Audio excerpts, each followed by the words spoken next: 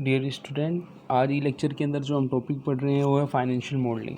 Financial modelling जो है आपका एक रिसेंट लेटेस्ट जो आपका फाइनेंस के एरिया में एक टॉपिक है। फाइनेंशियल मॉडलिंग से पहले हमें समझना होगा कि फाइनेंशियल मॉडल होता क्या है। फाइनेंशियल मॉडल आपको ये बताएगा कि हम एक ऐसी ब्लूप्रिंट या मॉडल पेश कर रहे हैं जिसके अंदर हमें किसी प्रोजेक्ट के रिगार्डिंग इन्फॉर्मेशन चाहिए होगी। वो इन्फॉर्मेशन कैसे हो सकती है, उसको हम यूज़ ऑफ फाइनेंशियल मॉडलिंग की हेल्प से समझते हैं। बिजनेस के अंदर फाइनेंशियल एनालिसिस की कुछ डिसीजन हमें लेने पड़ते हैं जिसमें हमें फाइनेंशियल मॉडलिंग उसमें हेल्प करता है। जैसा कि हम आते हैं, देखो यहाँ पे लिखा हुआ है use of financial modelling. Use of financial modelling का मीन्स ये है कि जो हम किसी भी बिज़नेस के अंदर फर्स्ट जो है जो यूज़ करते हैं फाइनेंशियल मॉडलिंग का, वो हम करते हैं प्रोजेक्ट फाइनेंस के अंदर। प्रोजेक्ट फाइनेंस का मतलब ये हुआ कि किसी भी कंपनी को प्रोजेक्ट में पैसा लगाना है तो वो फाइनेंशियल मॉडलिंग के बेस पे डिसाइड कर सकती है कि प्रोजेक्ट में कितना फाइनेंस चाहिए होगा। प्रोजेक्ट फाइनेंस के बाद जो नेक्स्ट आता है वो आता है मर्जर एंड एक्विजिशन।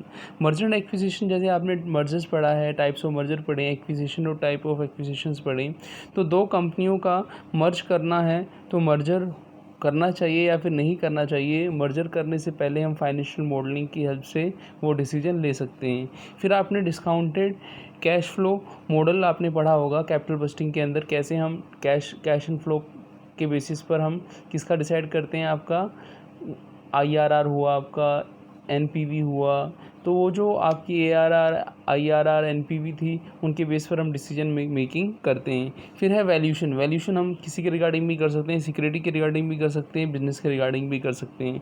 नेक्स्ट जो है कैपिटल रेजिंग। कैपिटल रेजिंग का मतलब है हमें पैसा इक्विटी से उठाना है बिजनेस के लिए, या फिर हमें पैसा डिबेंचर से लेना है, तो उसका डिसीजन भी हम फाइनेंशियल मॉडलिंग की हेल्प से करते हैं। ऑप्शन प्राइसिंग जो हम पढ़ते हैं, आपने डेरिवेटिव्स पढ़ा होगा, डेरिवेटिव्स के टाइप्स ऑफ डेरिवेटिव्स थे, याद हो आपको।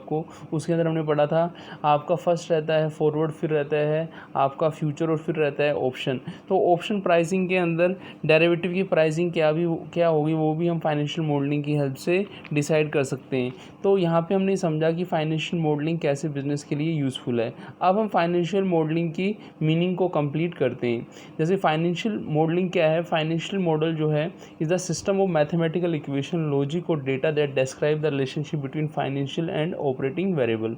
कि कोई भी बिजनेस के अंदर जो भी डिफरेंट फंक्शनल एरिया रहते हैं वहाँ पे हमें प्लानिंग डिसीजन के लिए, फंक्शंस के लिए हमें पहले से ही क्या करना पड़ेगा, एक फाइनेंशियल मॉडल बना के देना होगा। और उस फाइनेंशियल मॉडल के अंदर क्या होगा, जैसे लिखा हुआ है one and more financial variable होगा the model user can manipulate, जिसमें वो चेंज कर सकता है वेरिएबल को, ठीक है ना। और वो डिसीजन में हमें हेल्प करेंगे। स्ट्रेटेजिक डिसीजन वो होते हैं, जैसे purpose is to influence the strategic decision. Strategic decision वो रहते हैं कि जो डिसीजन हम बार बार नहीं लेते, एक बहुत लॉन्ग टर्म के बाद लेते हैं। जैसे ये जो मैंने आपको एग्जांपल दिए थे, प्रोजेक्ट फाइनेंस का दिया था, डिस्काउंटेड कैश फ्लो का दिया था, मैंने आपको कैपिटल रेजिंग का एग्जांपल दिया था, ऑप्शन प्राइसिंग का दिया था। तो ये जो डिसीजन रहते हैं ये हम बहुत टाइम डिफरेंस के बाद लेते हैं। ये बड़े बड़े स्ट्रेटेजिक डिसीजन वो रहते हैं, जो बड़े बड़े डिसीजन रहते हैं, जो बहुत लंबे टाइम के बाद जो टॉप मैनेजमेंट के इन्वॉल्वमेंट जिसमें रहता है उनको हम क्या मानते हैं, स्ट्रेटेजिक डिसीजन मानते हैं। तो अब हम ये पढ़ेंगे कि जो अपना फाइनेंशियल मॉडल जो है,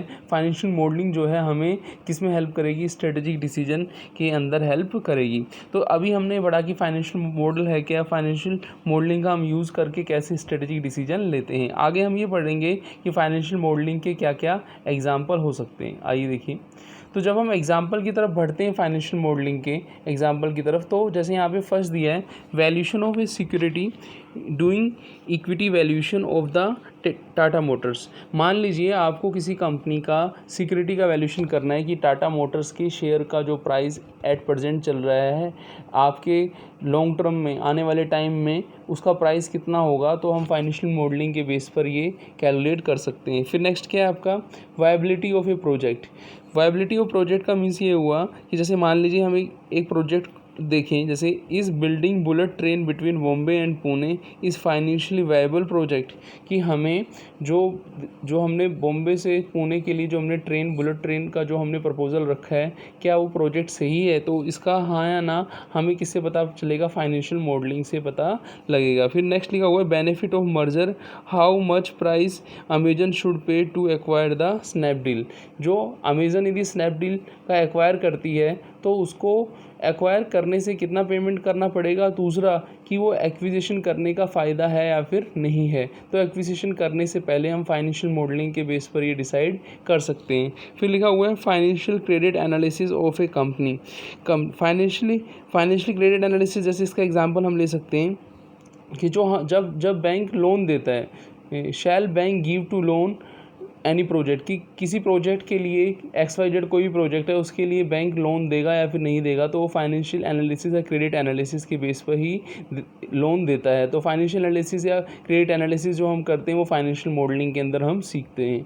नेक्स्ट क्या है आपका project report, how to get funding for startup.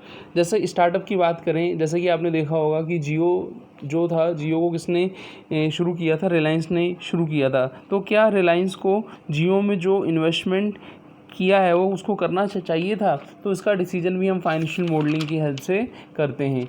Corporate finance का देखें, how much investment Reliance need to do for Jio Infocomm. जो आपका कॉर्पोरेट फाइनेंस का मतलब ये हुआ कि किसी कंपनी को एक्वायर करने के लिए हमें कितना पैसा चाहिए।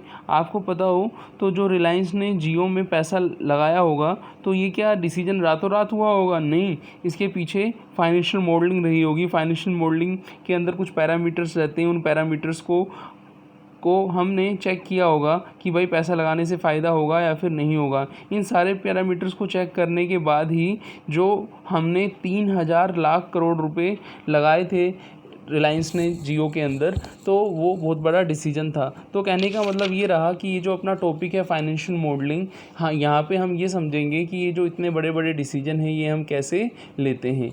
मिलते हैं नेक्स्ट वीडियो में। थैंक्स।